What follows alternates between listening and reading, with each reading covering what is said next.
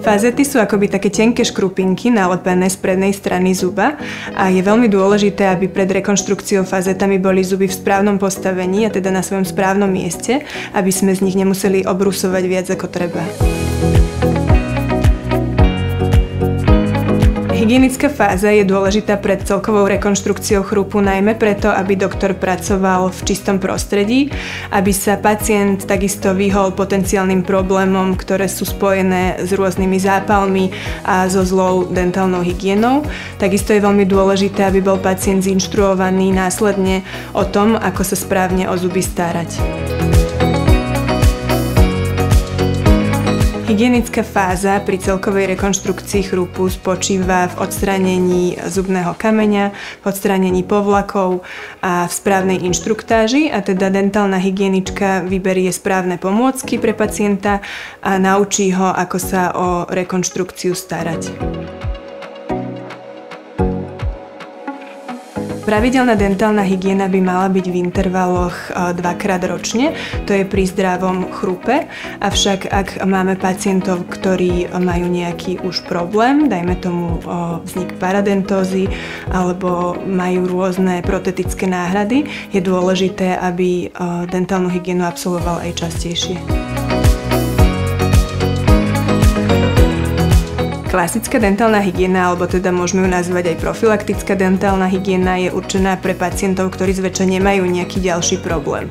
Curettage je určená pre pacientov, ktorí už majú nejaké ochorenie parodontu, dajme tomu začínajúcu paradentózu, a tým pádom majú zväčšený priestor medzi zubom a ďasnom, a teda musíme sa dostať hlbšie a vyčistiť nečistoty v hlbších vrstvách.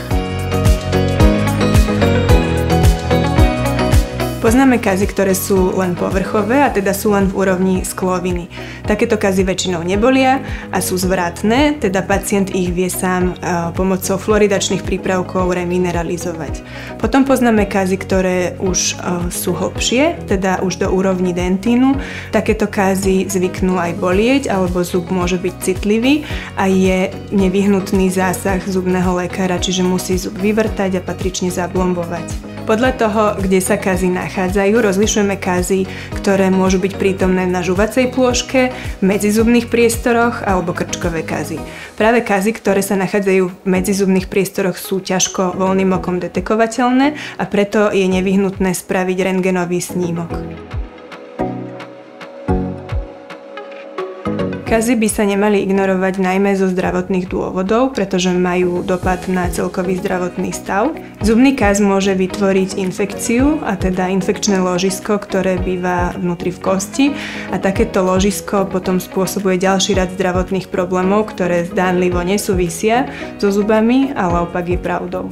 Patria medzi ne srdcovo-cievne ochorenia, kožné ochorenia, problémy s kĺbami a celý rad ďalších zápalových ochorení. Hlboký kaz je z finančného hľadiska náročnejší, a to najmä v prípade, že infekcia prestúpi do koreňového systému, kedy je potrebné ošetrenie koreňových kanálikov. Takýto zub sa stáva krehkejší a je dôležité na ňo osadiť zubnú korunu.